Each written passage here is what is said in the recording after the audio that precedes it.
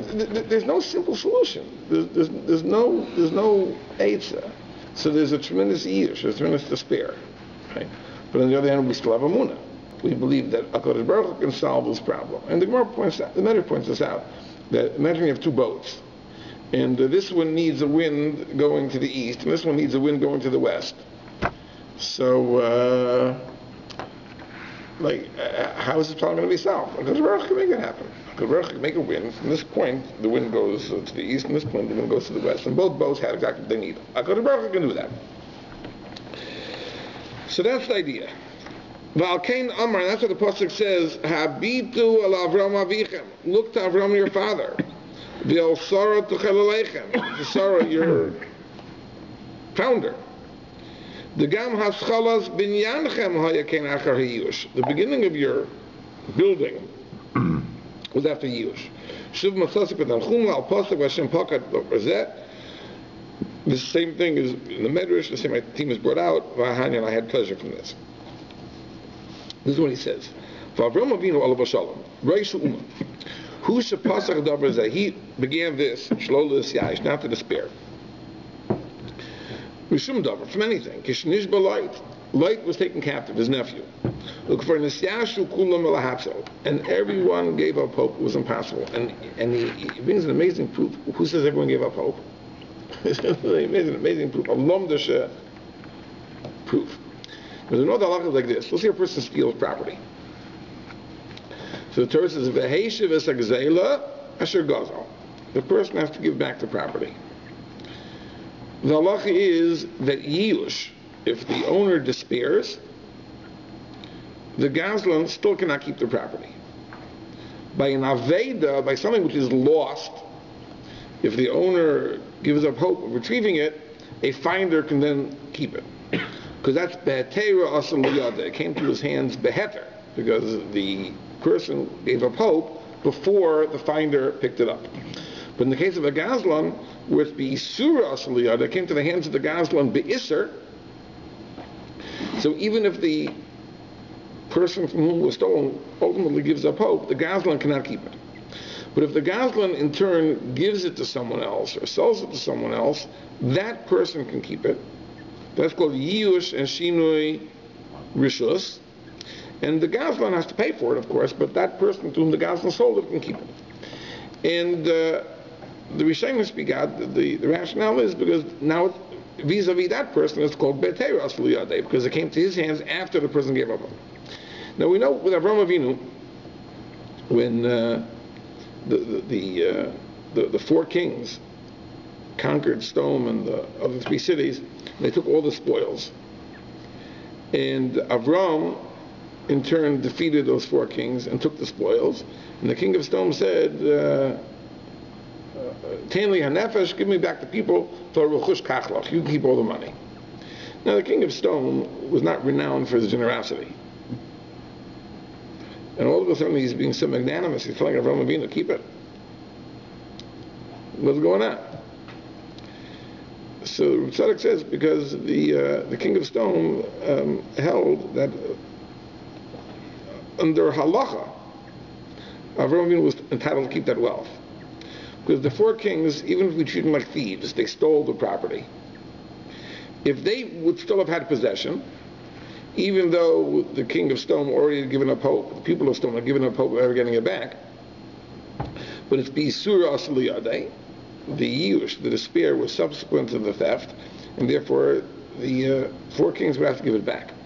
But now that Avram got it from the four kings, there's a Yush and a Shinui Rishus, therefore Avram is entitled to it. And that's why the king of Sodom was so willing to give it. So he says, right, that's the cheshbon. Because while it was in the hands of the kings, the people of Sodom gave up hope. The Kanya Achakach Avram b'Shinui Rishus, and Avram acquired it with Shinui Rishus. Avram Avinu Azar Atzmo, he girded himself from Shalosh Meir Shemaina Esrei Yelidei Beis, with the 318 members of his household. Lirdof Achar Arba Molachim, to pursue the four kings. Uven Nedarim, the Gemara Nedarim says, Duhum B'Gematria Eliezer.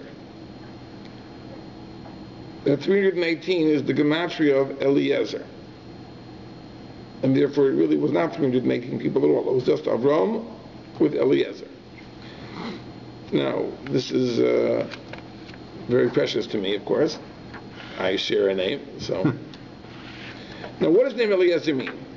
Umashmos Hashem Mefarish B'Torah Eitz Moshe Rabbeinu Olav Shalom. This name is explained because Moshe Rabbeinu had a son named Eliezer. Ki Elokei Be'ezri, by Elokei Avi Be'ezri, God is there to help me. V'yatzaleni Micharav Paro. He saved him from the sword of Paro. That's what Eliezer means. That God is my help. Shikvar Yecharav Paro Al Tzavaro. Paro's sword already was in position to slice Moshe Rabbeinu's neck off. Hashem Yisbarach Yochel Lazar Gam Achar Yush, and Hashem can help even after despair.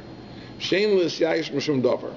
And that's the idea of Eliezer. Eliezer means there's no room for despair. So therefore, the king of stone held, everyone despaired. There's no hope. How are we ever going to receive all this money from the king of stone, and therefore, from the 4 kings, and therefore Avram is entitled to it. But that begs the question. So how did Avram think to attack them in the first place?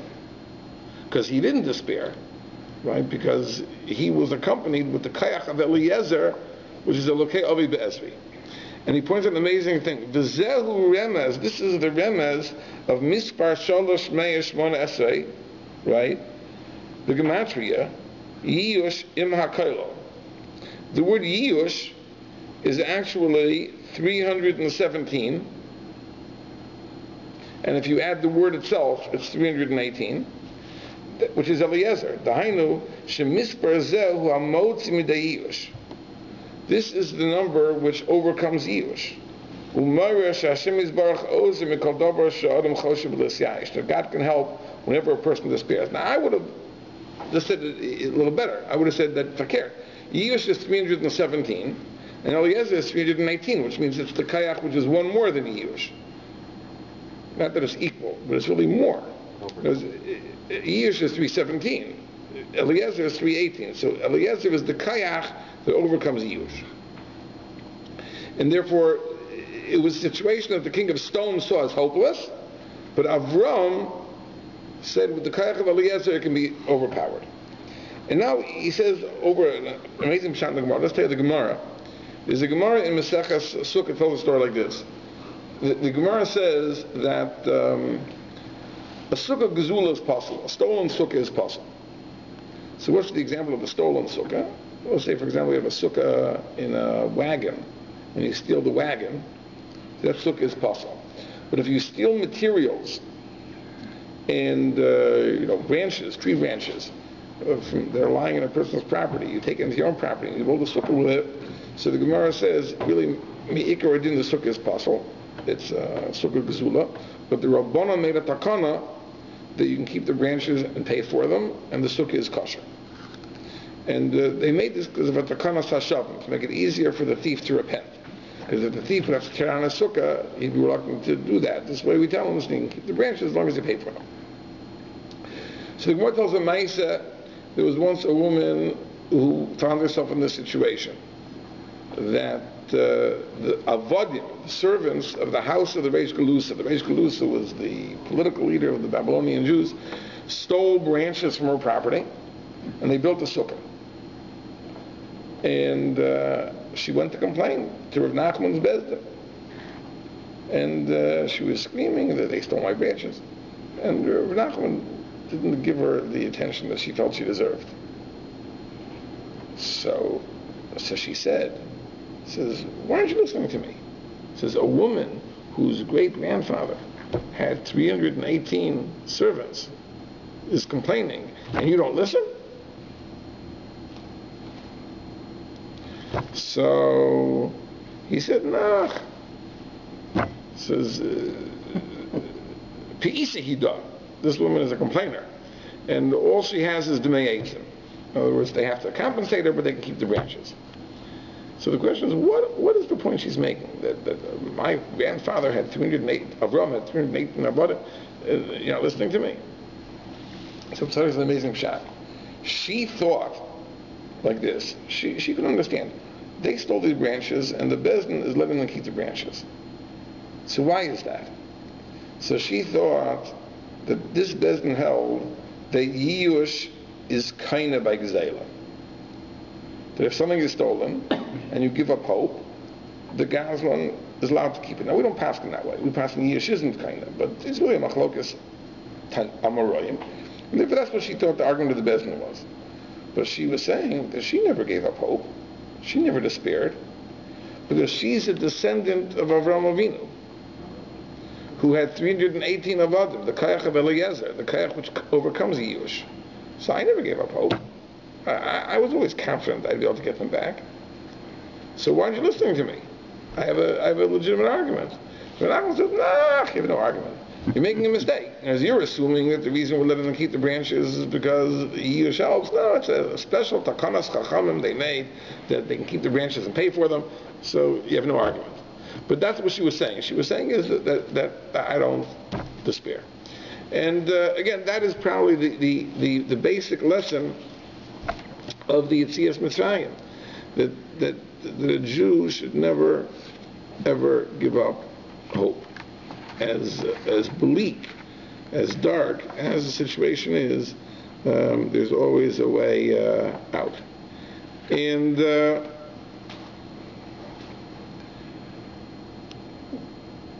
one of the eitzes, which I think is a very powerful eitzah, is you have to ask yourself, how bad will it be if the worst thing happens?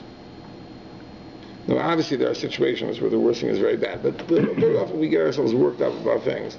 Like, what is the worst thing that is going to happen? And very often, a lot of the things we worry about, it's not so bad. It's not so bad. And we get ourselves all worked up. I remember when I got married, so I got married in Chicago, and my Rosh Hashiva, Rav Eliezer was scheduled to fly in from Baltimore for the Chasna. And I had a married brother in Chicago, and my parents were staying with my brother. And, it's the morning of the Chasna. And we'll get a call from the travel agent that they canceled the flight that she was meant to come on. So I was talking to the travel agent. She's trying to get on the flight, but and the longer I'm talking to her, the more hysterical she's becoming, because she figures that we're really counting on him coming to the chasna, and they canceled the flight. So I say, don't worry. So if he doesn't come, he won't come. So she says to me, "You're getting married today, and you're telling me not to worry?" You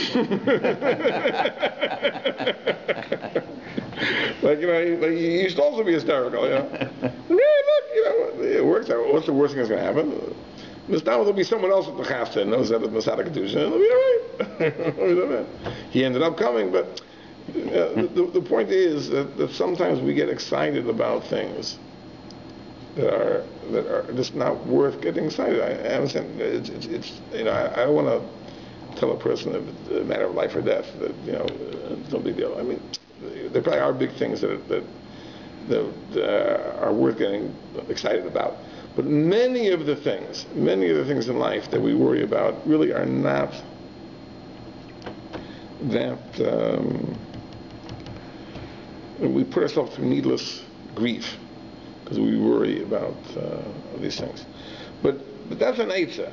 But the truth is that really whatever it is, it's we have to know that HaKadosh Baruch Hu can help, and if HaKadosh Baruch Hu doesn't help, maybe for the best. Often there's another thing. Sometimes,